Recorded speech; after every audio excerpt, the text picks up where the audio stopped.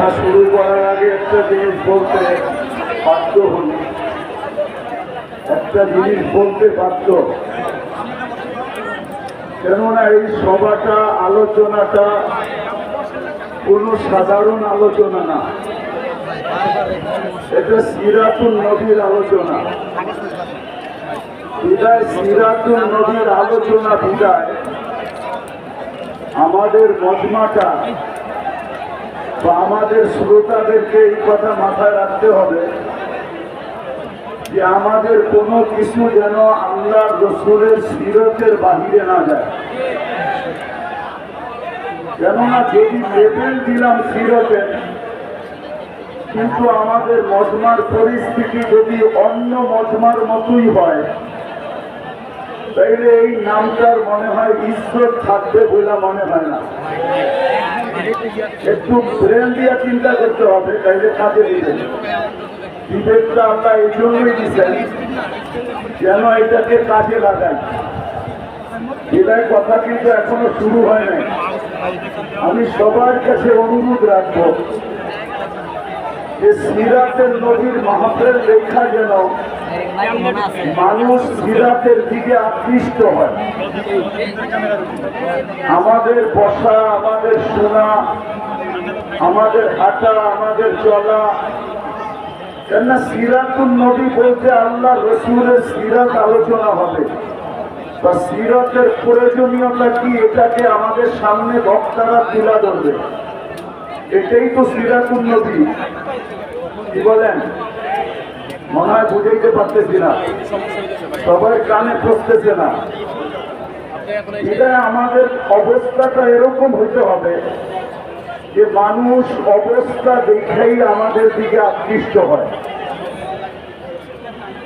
শুধু হইহুল্লা দ্বারা মানুষ আমাদের দিকে আকৃষ্ট হবে না,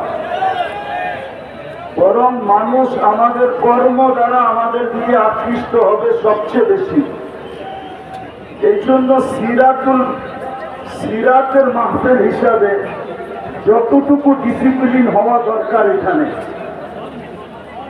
অতটুকু ডিসিপ্লিন যদি আমরা দেখাইতে পারি, তাইলে মানুষ আমাদের উপরে আস্থা রাখবে, আমরা আস্থা ভাজন হব। আর যদি ডিসিপ্লিন না দেখাইতে পারি, আমি বেশিরভাগ ছাত্রদেরকে বলবো, তোমরা যদি ডিসিপ্লিন না দেখাইতে পারো, তাহলে সমাজ কিন্তু বলবে যে এরা ডিসিপ্লিনওয়ালা না, এরা উশৃঙ্খল। বিদায় পায়ে হাত রেখে বলবো, যতক্ষণ পর্যন্ত এই অনুষ্ঠান চলে আর আমরা যতক্ষণ পর্যন্ত থাকবো, ততক্ষণ পর্যন্ত আমরা এরকম একটা ডিসিপ্লিন দেখাবো যে দুনিয়া আমাদের ডিসিপ্লিনকে দেখা আকৃষ্ট হয়, আমাদের কাছ থেকে শিখে। আর যদি আমরা হইহুল্লা করি, এলোমেলো থাকি, তাইলে কিন্তু ব্যানার আর আমাদের বাস্তব দুটায় কখনো মিল খাবে না। কেননা সত্য এটাই, আজকে দুনিয়াতে 200 কোটি মুসলমান, 70% দুনিয়ার সম্পদ মুসলমানের কাছে। তারপরেও আজকে মুসলমান দুনিয়াতে যতটুকু নির্যাতিত, অতীত ইতিহাস খুঁজলে এতটুকু নির্যাতিত পাওয়া যায় না। কারণটা কি? কি কারণে 200 কোটি মুসলমান হওয়া সত্ত্বেও আজকে সারা দুনিয়ার মুসলমান নির্যাতিত, নিষ্পেষিত, দীক্ষিত, অবহেলিত, ঘৃণিত? বিজাতির কাছে তো কাছে ঘৃণিত বটেই, নিজের দেশেও, যেই দেশে 90% মুসলমান, বরং 91-92% মুসলমান যে দেশে, সেই দেশগুলোর অস্তিত্ব ইসলামের উপরে। আজ থেকে না, বাংলাদেশের ইসলাম কিন্তু আজকের ইসলাম না। একটু শান্তভাবে শুনলে মনে হয় বুঝে আসবে। বাংলাদেশের ইসলাম আজকের ইসলাম না। বাংলাদেশের ইতিহাস 200 বছরের ইতিহাস না। বাংলা সন দেখলে দেখা যায় যে বাংলাদেশের ইতিহাস কত দিনের। আমি ইতিহাসের পাতা থেকে বলতেছি, বাংলাদেশের ইসলাম কিন্তু আজকের ইসলাম না। আল্লাহ রসুল হিজরত করেন নাই তখন 4 সাহাবী বাংলাদেশে চলে আসছেন। একজনের নাম আবু ওয়াক্কাস, আরেকজনের নাম ওহাব ইবনে মালিক, আরেকজনের নাম কাসেম ইবনে হুযাইফা, আরেকজনের নাম উরওয়া ইবনে সাসা। 2 জন এখান থেকে চীনে গেছেন, 2 জনের কবর চিহ্নিত আছে। একজনের কবর চীনে আবু ওয়াক্কাস রাদিয়াল্লাহু তাআলা আনহুর কবর গোয়ানজুতে এখনো আছে। আরেকজনের কবর মঙ্গোলিয়ার বর্ডারে, ওহাব ইবনে মালিক রাদিয়াল্লাহু তাআলা আনহুর কবর মঙ্গোলিয়ার বর্ডারে এখনো চিহ্নিত আছে। কিন্তু 2 জনের কবর এই মাটির নিচে আছে, কিন্তু কোনো চিহ্নিত নাই। একজন কাসেম ইবনে হুযাইফা, দ্বিতীয় উরওয়া ইবনে সাসা। এই 2 জনের কবর কিন্তু এই মাটির নিচে এখনো আছে। এই জন্য এই মাটির 1400 বছর আগের একটা ইতিহাস আছে, যেটা দুনিয়ার কোনো মাটির নাই। এই মাটির নিচে যতটুকু কোরবানি লুকায়িত আছে, ওই যুগে আল্লাহ রসুলের হিজরতের আগে হিজরত করে বাংলাদেশের মাটিতে আসা এই হিজরতের কোরবানি এই মাটির নিচে লুকায়িত আছে। আর যারা আসছেন এরা একজনও ফিরা যান না। শুধু একজনের ইতিহাস পাওয়া যায় তারিখে চীনের ভিতরে।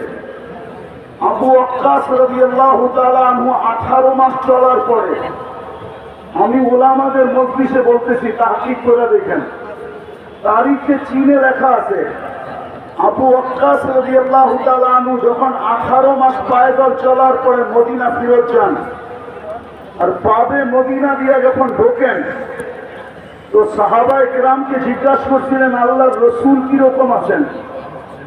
তো যাকে জিজ্ঞাসা করছে সে জবাব দিয়েছিলেন, ইন্তাকালা রাসূলুল্লাহ ইলা জাওয়ারি রাহমাতিল্লাহ। আল্লাহর রসুল তো দুনিয়া থেকে চলে গেছেন। তো আবু ওয়াক্কাস রাদিয়াল্লাহু তাআলা আনহুর মন কিরকম ভাঙা ছিল, ওটা উনি আর আল্লাহ বলতে পারে, দুনিয়ার কোনো ভাষা এটা ব্যক্ত করতে পারে না। উনি মসজিদে নববীতে গিয়ে সালাম দিয়া যখন ঘুমায়া পড়ছেন, তো স্বপ্নে যুগে উনি দেখছেন যে আল্লাহর রসুল বলতেছিল, আবু ওয়াক্কাস মা বাআসতুকা লিতারজি, আবু ওয়াক্কাস তোমাকে তো ফিরত আসার জন্য পাঠানো হয় নাই, তুমি ফিরত আসলে কেন? তো উনি ঘুমের থেকে উঠছেন, আবার উনি চীনের দিকে রওনা করছেন। সেইখানে আজকে ওনার কবর, যেখানে ওনার আজকে কবর, আমি হয়তো 11 তারিখে ইনশাআল্লাহ 20 তারিখে পৌঁছবো ওইখানে। না, আজকে রাত্রেই আমার সফর আছে। ফিরতি পথে আমি চায়না হয়ে আসবো, গোয়াঞ্জু হয়ে আসবো। ওইখানে ওনার কবর আছে, উনি ফিরে আসছেন আর নিজের হাতে মসজিদ বানাইছেন। ওই মসজিদে এখনো ওনার হাতের লেখা খচিত আছে। মসজিদের নাম ছিল মসজিদ মুশতাক ইলা রাসূল। বাবার বিষয় কিন্তু মসজিদ মুশতাক ইলা রাসূল। আল্লাহর রসুলের জন্য পাগল প্রায় যেই ব্যক্তিরা, ওদের মসজিদ। তো যেটা বলতেছিলাম, আজকে 92% মুসলমান। তারপরও আমরা জানি আমাদের দেশে আমরা কতটুকু দীক্ষিত, কতটুকু বঞ্চিত, কতটুকু লাঞ্ছিত, কতটুকু আমরা অবহেলিত, কতটুকু আমরা নির্যাতিত। মনে হয় বুঝাইতে পারি না। সারা দুনিয়ার মুসলমান দেশে মুসলমান নির্যাতিত। কারণ কি? 200 কোটি সম্পদ 70% আমাদের কাছে। দুনিয়ার তেল বলেন মুসলমানের কাছে, দুনিয়ার গ্যাস বলেন মুসলমানের কাছে, দুনিয়ার সোনা বলেন মুসলমানের কাছে, দুনিয়ার সবচেয়ে বড় টাকা মুসলমানদের কাছে। মুসলমানের চেয়ে বড় টাকা দুনিয়ার কারো কাছে নাই। 4 থেকে 5টা দেশ যদি এক হয়, তাহলে সারা দুনিয়া এরা কিনতে পারে। এত বড় টাকা মুসলমানের কাছে। দুনিয়ার সবচেয়ে বড় টাকা কুয়েতের কাছে, দুনিয়ার সবচেয়ে বড় টাকা ওমানের কাছে, দুনিয়ার সবচেয়ে বড় টাকা বাহরাইনের কাছে, দুনিয়ার সবচেয়ে বড় টাকা ব্রুনাইয়ের কাছে। তারপর মুসলমান ঘৃণিত অবহেলিত কেন? আমার প্রশ্ন বলতে পারেন, কথা বলার ঢং বলতে পারেন। আমার বিশ্বাস, এটা আমি মনের থেকে বিশ্বাস করি, আমার উপরে যেভাবে কেউ আঙ্গুল উঠাইতে পারেন তাতে কিছু আসে যায় না, বিরুদ্ধে লিখতে পারেন তাও কিছু আসে যায় না। কিন্তু আমার মন বলে, আমার তাখাইয়ুল বলে, রাসূলুল্লাহ সাল্লাল্লাহু আলাইহি ওয়াসাল্লামের আদর্শের কারণে, যাকে আল্লাহ আদর্শ বানায় পাঠাইছেন, লাকাদ কানা লাকুম ফি রাসূলিল্লাহি উসওয়াতুন হাসানাহ, যেই হেদায়েতের চাওয়া আমরা প্রত্যেক নামাজের ভিতরে চাই, সূরা ফাতিহা ব্যতীত যেই নামাজ হয় না, যার ভিতরে মৌলিক বিষয় হলো ইহদিনাস সিরাতাল মুস্তাকিম। আমি মাদ্রাসার ছাত্রদেরকে বলতেছি, তোমরা একটু ভালোভাবে আমার কথাটা চিন্তা করো, ঠান্ডা মাথায় চিন্তা করো। যেই হেদায়েত আমরা প্রত্যেক রাকাতে চাই, যেই হেদায়েত মানুষের জিনিসের জীবনের ভিতরে সবচেয়ে বড় জিনিস, হেদায়েত প্রাপ্ত যে হয়, খোদার কসম তার কোন জিনিস দ্বারা মানুষ কষ্ট পায় না, এমনকি পিঁপড়া পর্যন্ত কষ্ট পায় না। আমি আমাদের আকাবেরদের জীবনীর ভিতর থেকে একটা জীবনী ধরতে চেয়েছি। হোসাইন আহমদ মাদানী রহমতুল্লাহ আলাইহি একবার হাটহাজারী মাদ্রাসায় আসছিলেন, আজ থেকে 50 বছর আগের কথা হবে, কারো মনে আছে কিনা আমি জানি না। আহমদ শফি সাহেব রহমতুল্লাহ আলাইহি যদি জীবিত থাকতেন, তাইলে ওনার কাছ থেকে হয়তো আমার কথাটাকে সত্যায়িত করা যেত। ওই সময় কোনো নলের ব্যবস্থা ছিল না, হাটহাজারীর পুষ্কুনির সিঁড়িতে বসে উঁচু করতে হতো। হোসাইন আহমদ মাদানী রহমতুল্লাহ উঁচু করতেছিলেন। পুরান মসজিদের সামনে পুষ্কুনি ছিল, যারা দেখছে তারা দেখছে। ওইটার এক পাড়ের দিকে, দক্ষিণ পাড়ের দিকে একটা পিপিলিকা পানিতে হাবুডুবু খাইতেছিল, কারো চোখে পড়ে নাই। হোসাইন আহমদ মাদানী রহমতুল্লাহ চোখে পড়ছে। উনি উঁচু ছাড়ছেন, ওই দিকে গেছেন, পানিতে নামতে নামতে হাঁটু পানিকে অতিক্রম করা রান পানি পর্যন্ত নামছেন। তারপরও পিঁপড়ার নাগাল, পিপিলিকার নাগাল পেকেছিলেন না। তো উনি মেসওয়াক বাহির করে আগে বাড়াইয়া দিচ্ছেন, পিপিলিকাকে উঠে উপরে ঝেড়া দিচ্ছেন। সমস্ত ছাত্ররা ওনার ওই সময় উপস্থিত ছিল। হোসাইন আহমদ মাদানী রহমতুল্লাহ আলাইহি, আমরা আমাদের আকাবেরদেরকে চিনি না, আমাদের ইয়াং যুবকরা আজকে আকাবেরদেরকে চিনে না। না চিনার কারণেই আমরা আকাবেরদের না অনুসরণ করতে পারি না, আকাবেরদের ব্যাপারে সঠিক মনের থেকে মুখ দ্বারা ব্যক্ত করতে পারি। বরং দেখা যায় আমাদের সমাজে ইয়াং বেস আকাবেরদেরকে পর্যন্ত লাঞ্ছিত করতে দ্বিধা করে না, আকাবেরদেরকে পর্যন্ত আঙ্গুল উঠাইতে দ্বিধা করে না। রাগ হলো না তোমরা আমার কথায়? মনে উঠলো এই জন্য বলতেছি। ইমাম তিরমিজি রহমতুল্লাহ জীবনী পড়ে দেখো। ইমাম তিরমিজি রহমতুল্লাহ লেখছেন যে আমার থেকে বয়সে যে একদিন বড়, তার ভিতরে আমার থেকে 100 গুণ খায়ের বেশি। ওনাকে জিজ্ঞাসা করতে, আপনি এটা বলেন কি করে? বলছে খায়রুল কুরুনি করনি, আমাকে বলে আল্লাহ রসুলের জমানার যে যত কাছে হবে তার কাছে তত বেশি খায়। আমাদের আকাবেররা আমাদের আল্লাহ রসুলের জমানার কাছে ছিল, আমি জমানার থেকে আজকে দূরে। আমার মুরব্বী যে বসা আছে, উনি আল্লাহ রসুলের জমানার কাছে আমার থেকে। যদিও আমার দাড়ি পাকা, ওনার দাড়ি পাকা, কিন্তু বয়সে উনি আমার চেয়ে বড়। এটা আমি মনের থেকে বিশ্বাস করি, ওনার ভিতরে আমার চেয়ে 20 গুণ বেশি খায়ের কথা আছে। তো যেটা বলতেছিলাম, হোসাইন আহমদ মাদানীকে জিজ্ঞাসা করতে, হযরত আমাদেরকে বললেই তো পারতেন। তো উনি জবাব দিছিলেন, হাকাদা উমির না, আল্লাহ আমর আমার দিকে ছিল, বিদায় পিপিলিকাকে বাঁচানো আমার দায়িত্ব ছিল, তোমাদের দায়িত্ব ছিল না। রসুলের আদর্শ তো আমাদেরকে এটাই শিখাইতেন। আজকে সারা দুনিয়ার মুসলমান 200 কোটি হওয়া সত্ত্বেও দুনিয়ায় বর্তমানে যত আলেম ওলামা আছে 50 বছর পিছিয়ে গেলে এত আলেম ওলামা ছিল না। আজকে যত মাদারেস আছে এত মাদারেস ছিল না। আজকে যত হেফজোখানা আছে এত হেফজোখানা ছিল না। আজকে যত খোতাবা আছে অতীতে এত খোতাবা ছিল না। কিন্তু আজকে যতটুকু দুর্দশা 50 বছর আগে আমাদের এরকম দুর্দশা ছিল না। কসম খোদার, আমার মুরব্বীরা আছে কিনা জানি না, কারণ বাজারের সভা ছিল। হযরত মাওলানা আব্দুল গাফফার সাহেব রহমতুল্লাহ আলাইহি উনি কারণ বাজারের সভায় বয়ান করতেছিলেন। আমাদের রাষ্ট্রপতি এরশাদ সাহেব পাশে বসা ছিল। উনি তখন রাষ্ট্রপ্রধান। আব্দুল গাফফার সাহেব হাসতে হাসতে বলতেছিল এরশাদ সাহেবকে লক্ষ্য করে যে আপনি আমাদের রাষ্ট্রপ্রধান, আমাদের একটা নীতি আছে, রীতি আছে। প্রথম দিন বাসর ঘরে যদি বউকে দেখতে হয় তাইলে আমাদের দেশে টাকা দিয়ে দেখতে হয়। মধ্যখানে শালা শালীরা পর্দা ধরে, জামাই যতক্ষণ পর্যন্ত টাকা না দেয় তো পর্দা উঠায় না, নিজের বউয়ের চেহারা দেখতে দেয় না। আপনি আমাদের রাষ্ট্রপ্রধান হওয়া সত্ত্বেও আপনি আপনার বউকে এরকম খোলা ছেড়া দিলেন কি করে যে এখন একজন রিক্সাওয়ালাও পয়সা ছাড়া আপনার ওয়াইফকে দেখে? ওইটা একটা সময় ছিল, একটা সময় ছিল, খায়রের সময় ছিল।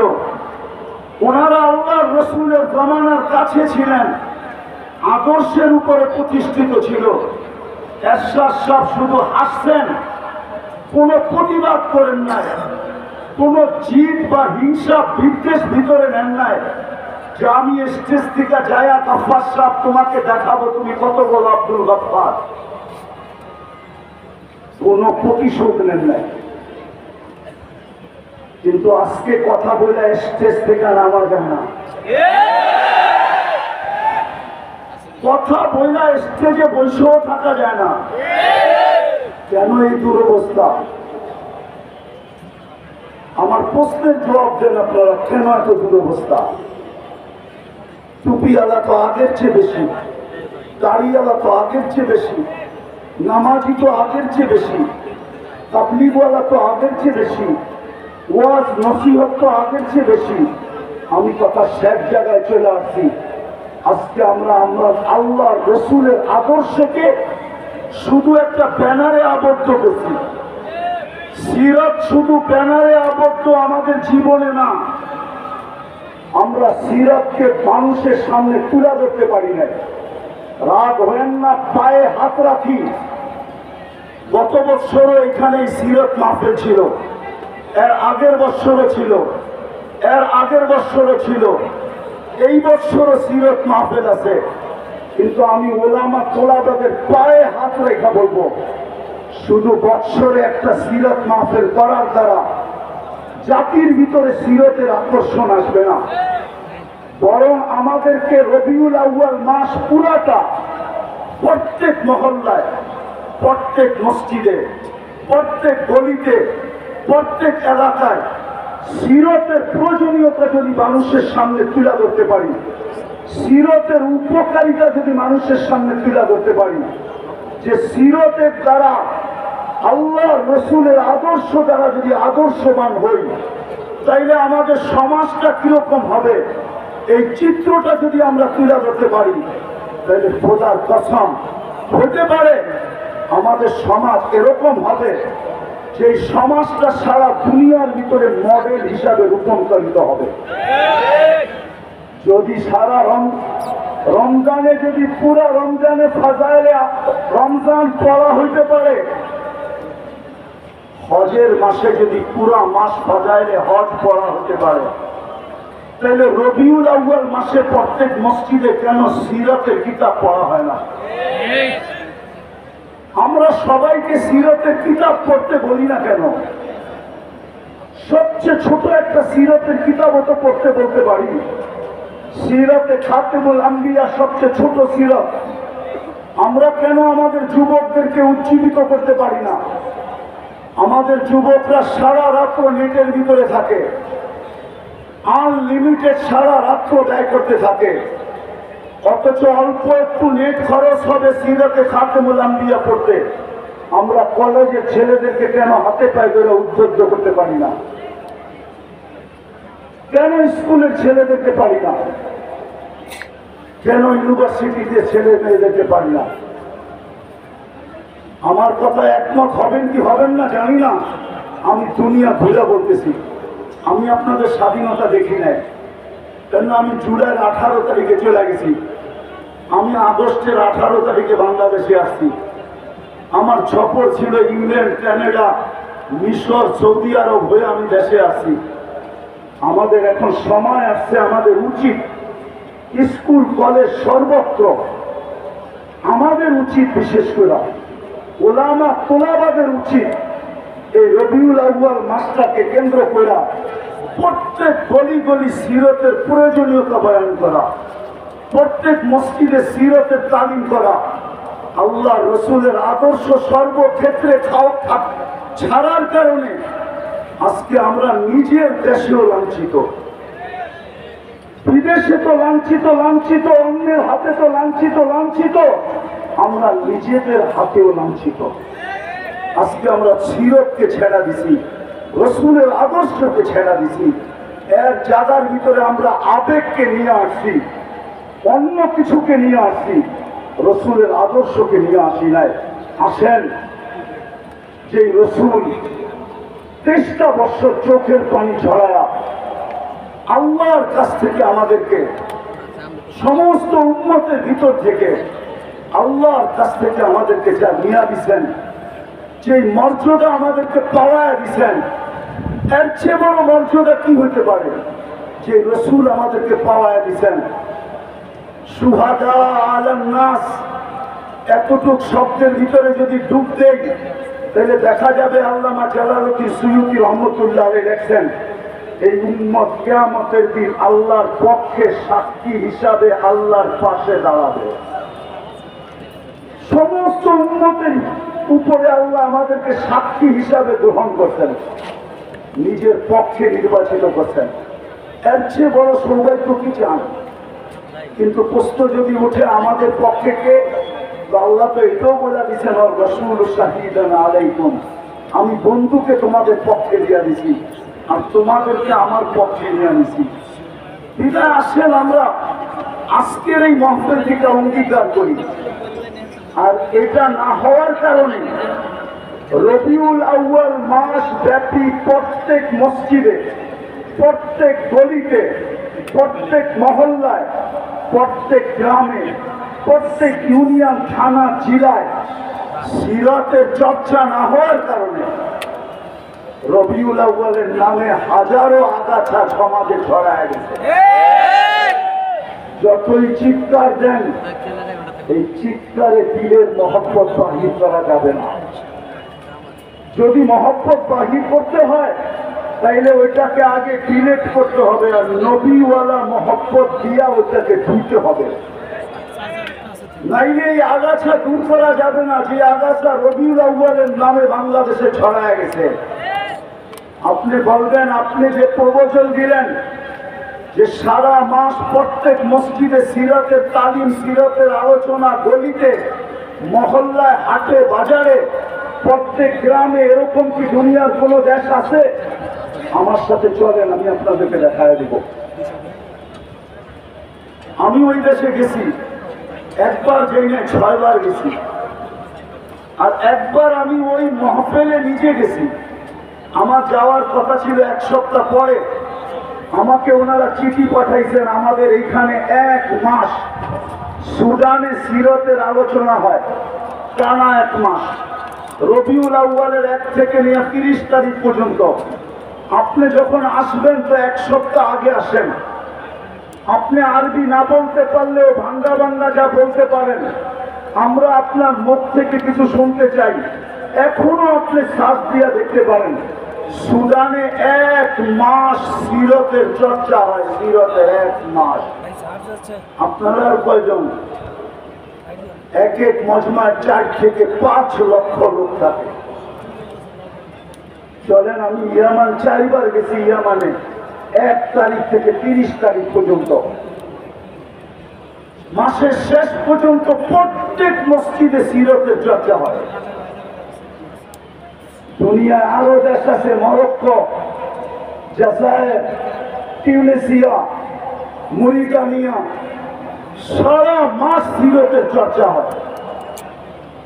আজকে যদিও আমি আসার ছিলাম না, কিন্তু এমাদুদ্দিন সাহেবের বারবার ফোনের কারণে আসছি। আমি রাত্রি চলে যাব আমার সফর করিয়ায়, কিন্তু আমি আসছি আপনাদের কাছে শুধু এই দরখাস্তটা রাখার জন্য। আজকের এই মজলিস থেকে আমরা ওলামা তোলাবা অঙ্গীকার করি যে বাকি পুরা মাসটা আমরা আমাদের মসজিদের ভিতরে সিরতের চর্চা করব, সিরতের আলোচনা হবে, সিরতের তালিম হবে, আমাদের ঘরের ভিতরে হবে, আমাদের মসজিদে হবে, মহল্লায় হবে। বুঝাইতে চেষ্টা করেন, একদিনে দূর হবে না, ইনশাআল্লাহ হতে পারে অচিরেই দেখা যাবে যে বাংলাদেশে রবিউল আউয়ালের নামে যেই সমস্ত আগাছা ছড়াইছে, আমরা যখন শুরু করব প্রত্যেক গলি গলি, প্রত্যেক মসজিদ মসজিদ, তাইলে আর এটাকে দূর করার জন্য অন্য কোনো জিনিস লাগবে না। আমাদের এই চেষ্টার মাধ্যমে ইনশাআল্লাহ এগুলা বাংলার জমিন থেকে দূর হয়ে যাবে। আর না হলে যতই চিৎকার দেই, চিৎকার আজ থেকে চলতেছে না, আমাদের সেই ছোটবেলা থেকে দেখতেছি চিৎকার। কিন্তু বলেন, জশ্নে জুলুসের মিছিল কি ছোট হয় না বড় হইতেছে? বলেন বলেন আমাকে, বড় হইতেছে না ছোট হইতেছে? ডিম আগে 1000 টাকা বিক্রি হইতো, এখন 5 লাখ টাকা বিক্রি হয়। ডিমের দাম বাড়ছে না কমছে? ডিমের দাম বোঝেন? মনে হয় ডিমের দাম আপনারা বোঝেন নাই। আপেলের দাম 1000 টাকা ছিল, এখন 1 লাখ টাকা হয়েছে। চিনেন আপেলের দাম? জানেন তো না আপেলের দাম? কিন্তু আমি তো ঠান্ডা মানুষ, এই জন্য আপনাদের চিৎকার ওঠে নাই। হ্যাঁ, নাইলে বাংলাদেশ ছাড়া ইম্পোর্টেড আইটেম আই না, যার দেশের ভিতরে যার কোনো পরিচিতিই নাই, যাকে মহল্লায় পর্যন্ত কাউকে চিনে না, তার এলাকায় পর্যন্ত চিনে না, তার হাতের ছোঁয়ার ডিম বিক্রি হয় চিটাগাঙ্গে 5 লাখ টাকা। 5 লাখ টাকা মনে হয় বুঝাইতে পারি নাই, মনে হয় বুঝাইতে পারি নাই। কি বলছেন? তৈয়ব শাহর হাতের ডিম, উনি তো নাই, উনার ছেলের হাতের ছোঁয়া ডিম বিক্রি হয় লাখ লাখ টাকা। উনি পাকিস্তান থেকে ইম্পোর্টেড মাল। একটা আপেল বিক্রি হয় লাখ টাকা। বিশ্বাস হয় না? মনে হয় হয় না? না না, হয় না আপনাদের। আমার মতো গভীর জিনিস আপনারা জানেন না, শুধু উপরে উপরে জানেন। পানিতে ফু দিলে গ্লাস বোতল বিক্রি হয় লাখ টাকা, লাখ টাকা। অথচ যাকে নিজের মহল্লায় চিনে না, যার ছেলে সন্তানের জীবনে আল্লাহর রসুলের কোনো আদর্শ নাই, পারি নাই আমরা। আমরা শুধু চিৎকার দিতে পারছি, আমরা শুধু মাঠ গরম করতে পারছি। রসুলের আদর্শ আজকে কুলুণ্ঠিত, আমাদের জীবনে ঘৃণিত, দীক্ষিত, অবহেলিত, লাঞ্ছিত, বঞ্চিত। রসুলের আদর্শ প্রতিষ্ঠা করার জন্য, মানুষের জীবনে প্রতিফলিত করার জন্য আমরা রাগ হয় না। আমি ইন্তেজামিয়ার বিরুদ্ধে বলতেছি না, আমরা বৎসরে একটা সিরাত মাহফিল করে মনে করতেছি আমরা রাসূলুল্লাহ সাল্লাল্লাহু আলাইহি ওয়াসাল্লামের হক আদায় করে দিছি। অথচ যে 24 ঘন্টায় 23 বছরের চোখের পানি কোনোদিন শুকায় নাই। কিতাব পড়া দেখেন, আগেও বলছি এখনো বলি, শুধু নেট কাটলে হবে না, আর রাত্রে ফেসবুকে লিখলে হবে না। কিতাব পড়েন। আল্লাহর রাসূলের 23 বছরের চোখের পানি শুকায় নাই। জিবরিল আর মিকাইল জিজ্ঞাসা করতে, মা জালা আরাকা তাবকি, আপনাকে যখনই দেখি কাঁদেন কেন? বলছে, উম্মতের জন্য চোখের পানি শুকায় না। ওলামাদের মজলিস হিসেবে বলতেছি, পড়েন আবুল সামরকান্দির কিতাব রহমতুল্লাহি আলাইহি। উনি লেখছেন, আমি লিখি নাই। উনি কিতাবে লেখছেন, আমি লিখি নাই। আমি বলতেছি, আপনি তালাশ করে সত্যায়িত প্রমাণ করেন। উনি লেখছে আল্লাহ রসুল কবর থেকে উঠবে, চোখে পানি নিয়ে উঠবে আর চিৎকার দিতে দিতে উঠবে, জিবরিল ময়দান তো খালি, আমার উম্মত কোথায়? ডাইনে দেখি উম্মত নাই, বামে দেখি উম্মত নাই, সামনে দেখি উম্মত নাই, পিছে দেখি উম্মত নাই। জিবরিল সান্ত্বনা দিবে, মা সাক্কাল আরদা আহাদুন ইল্লা আনতা, আপনি ব্যতীত জমিনের উপরে কাউকে উঠানো হয় নাই, উম্মত উঠে নাই। আপনি চিন্তিত হয়েন না, আপনি পেরেশান হয়েন না, উম্মত উঠে নাই, উম্মত হারায় যায় নাই। আপনার পরে উম্মত উঠবে, যে উম্মতের মানুষ একটা ইউনিয়ন পরিষদের চেয়ার পাওয়ার জন্য মরতে রাজি, মারতে রাজি, বুকের তাজা রক্ত দিতে রাজি, সন্তানকে এতিম করতে রাজি, নববধূকে বিধবা করতে রাজি। ওই রসুল কিয়ামতের দিন সাল্লাল্লাহু আলাইহি ওয়াসাল্লাম মাকামে মাহমুদ পাবেন, কিন্তু ওলামা বলে বসবেন কিনা? বলেন আপনারা বসবে কিনা মাকামে মাহমুদে দেয়া? বরং বুখারী রহমতুল্লাহ আলাইহি বলে হাত রেখে দাঁড়ায় থাকবে। কেন বসবেন না? এত দামি চেয়ার মাকামে মাহমুদ, যার উম্মত ইউনিয়ন পরিষদের চেয়ার পাওয়ার জন্য, কাউন্সিলরের চেয়ার পাওয়ার জন্য, ছোট একটা এলাকার নেতা হওয়ার জন্য, জান দেওয়ার জন্য তৈয়ার, আর উনি মাকামে মাহমুদে বসবেন না কেন? যে রসুল কিয়ামতের মাঠে বসবে না, বলবে আমি বসবো না, দুই কথা লেখা আছে, চেয়ার যদি আমাকে উড়াইয়া জান্নাতে নিয়ে যায় তাহলে আমার উম্মতের কি হবে? দ্বিতীয়, আমি উম্মতের সাথে অঙ্গীকার করছি হাউজে কাউসারে সাক্ষাৎ করব। আমি অপেক্ষা করব উম্মত যেন হাউজে কাউসারে এসে অপেক্ষা না করে। তৃতীয় লেখছেন, আমি 3 জায়গায় ছুটতে থাকবো। আমি এই চেয়ারের মজা নিব তো নিব কখন? আমি তো হাউজে কাউসারে যে পানি পান করাবো, মিজানে যায় দেখবো পাল্লা কিরকম সামনে ঝুঁকে না পিছে ঝুঁকে। আমি তো পৌঁছাতে ছুটে যাব, আমার উম্মত পার হইতে পারতেছে কি পারতেছে না। আমি তো ময়দানে চিৎকার দিতে থাকবো উম্মতি উম্মতি বইলা, যদি ওনাকে সমস্ত নবী রসুল চিৎকার দিবে নফসি নফসি বইলা। আমি তো 3 জায়গায় চিৎকার দিতে থাকবো, ছুটবো আর দৌড়াবো আর বলবো উম্মতি উম্মতি। আমি এই চেয়ারের মজা নিব তো নিব কোথায়? ওই রসুল যিনি উম্মতের জন্য এতটুকু দিয়া গেছেন, বলেন আজকে তার আদর্শ শুধু দাড়িতেই নিবদ্ধ, শুধু টুপিতেই, শুধু পাগড়িতেই, শুধু একটা জুব্বাতেই, শুধু সকাল বিকাল জিকিরেই, শুধু দাওয়াতেই? ওই রসুল আদর্শ দিয়া গেছেন আমাদেরকে। আজকে মুসলমান ওই আদর্শের, আমি তো ফিলিস্তিনের জমিন 14 বছর আগে চলে আসছি, 14 বছর। আপনি তো মিডিয়ায় দেখা চিৎকার দেন, আপনার সাথে আমার কোনো বিরোধ নাই, কিন্তু আমার মতো ওই জমিন চৈষা দেখেন না আপনারা। আমি অহংকার করে বলতেছি না, আগে 99টা বলতাম, আজকে 102টা বলতেছি। 102টা দেখা শেষ আমার, বাইচা থাকলে আরো দেখার ইচ্ছা আছে। আমি 14 বছর আগে ফিলিস্তিন দেখে আসছি। আপনি দিয়ে মুসা শুনছেন, কিন্তু এই চোখ দিয়ে দেখেন নাই। আপনি দিয়ে খলিল শুনছেন, যেখানে ইব্রাহিম আলাইহিস সালাম শুয়ে আছে, এই চোখ দিয়ে দেখেন নাই। আমার চেয়ে বেশি দেখা আপনার দিলে না, আমি বিশ্বাস করি, কেননা আমি দিয়ে মুসা দেখে আসছি। আমি ইব্রাহিম আলাইহিস সালামের ওয়াদি দেখে আসছি। ওয়াদিয়ে ইব্রাহিম, যেখানে উনি শুয়ে আছেন, ফিলিস্তিনের জমিন আমি চষে আসছি। যেই জমিনের প্রত্যেকটা বালুর কণার সাথে বরকত মিশ্রিত,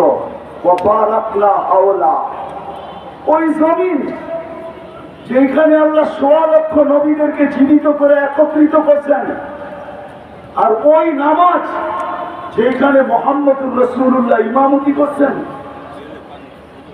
ওই জায়গার থেকে আল্লাহ রসুল আরশে টেকআপ করছেন। মক্কা থেকে বাইতুল মুকাদ্দাস পর্যন্ত রানওয়ে ছিল, বাইতুল মুকাদ্দাস থেকে টেকআপ করে উপরে উঠলেন ওই জমিন যেখানে 70 জন জলিলুল কদর সাহেব নবীর কবর পড়া রাখা আছে। কোন কবি লিখছিলেন এমন দেশটা কোথাও তুমি পাবে না তো খুঁজে, সকল দেশের সেরা সেজে নবীদের জন্মভূমি। ফিলিস্তিন নবীদের জন্মভূমি।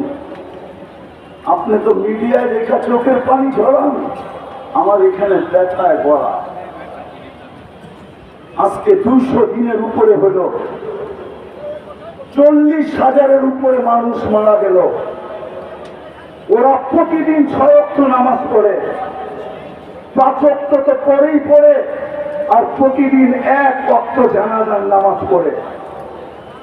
গত রমজানের হেরেমের কান্না দেখে আমার বিশ্বাস হইতেছিল মনে হয় এইবার 1 ঈদ হবে না, 2 ঈদ হবে। বাইতুল মুকাদ্দাসের স্বাধীন, ফিলিস্তিনের স্বাধীনতার ঈদ হবে, আর রোজার ঈদুল ফিতর হবে। কেননা আমার এই ছোট জীবনে যতবার রমজানে গেছি, গত রমজানের মতো আইম্মাদের হেরেমের ইমামদের কান্না আমি কখনো দেখি নাই, মুসল্লিদের কান্না কখনো দেখি নাই। 2 হেরেমের জমিন ভাইসা গেছে কান্নায়, কিন্তু ভাবছিলাম দোয়া মনে হয় কবুল হবে। কিন্তু রমজান পার হইয়া, কোরবানি পার হইয়া আবার রমজান আসতে শুরু করলো, কিন্তু আজ পর্যন্ত দোয়া কবুলের কোন চিহ্ন দেখতেছি না। মনে হয় ইব্রাহিম ইবনে আদহাম রহমতুল্লাহ আলাইহির কথা সত্য। ইব্রাহিম ইবনে আদহামকে জিজ্ঞাসা করছিল, ইব্রাহিম দোয়া তো করি, চোখের পানি তো ঝরে, কিন্তু কবুল হয় না কেন? তো ইব্রাহিম হাসি দিয়া বলছিল, তাসির রসুল, আল্লাহ রসুলের আদর্শের নাফরমানি করবে আর ভাববে দোয়া কবুল হবে। দোয়া কবুল হওয়া তো দোয়ার কথা, তোমাদের দোয়া মাথার উপরে ওঠে না। আমার কথা শেষ, পায়ে হাত দিয়া বলতেছি, আসেন আমরা এই রবিউল আউয়াল মাসটাকে কেন্দ্র করে প্রত্যেক মহল্লায় মহল্লায়, মসজিদে মসজিদে, গলিতে গলিতে, সর্ব জায়গায় ছড়ায়া যায় আমরা আল্লাহ রসুলের আদর্শকে বয়ান করি, আল্লাহ রসুলের সিরতের চর্চা এবং আলোচনা করি, মানুষকে উদ্বুদ্ধ করি যেন আল্লাহ রসুলের আদর্শের দিকে বাড়ে। এইভাবে যদি আমরা প্রত্যেক গলি গলি একটা পরিবেশ তৈরি করতে পারি, তাহলে আমার বিশ্বাস আমার জাতিকে আমি চিনি, 1400 বছরের তারিখ দিয়ে চিনি।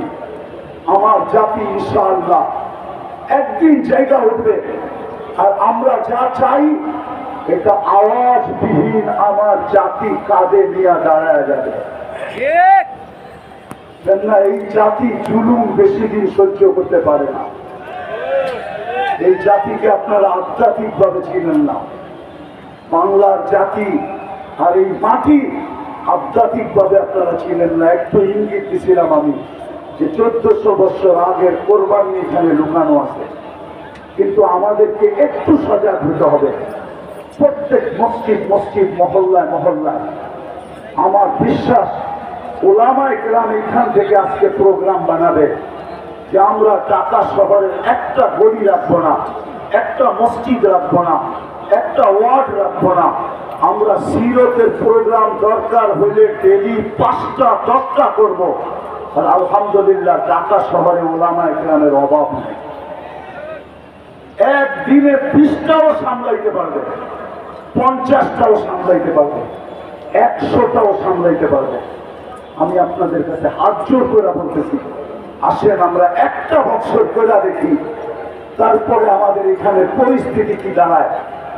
যদি কথা সত্য বলে থাকি তাহলে আল্লাহ যেন এটাকে কবুল করেন, আর যদি ভুল ত্রুটি হয়ে থাকে তাহলে আল্লাহর কাছে মাপ চাই, আল্লাহ যেন মাপ করেন।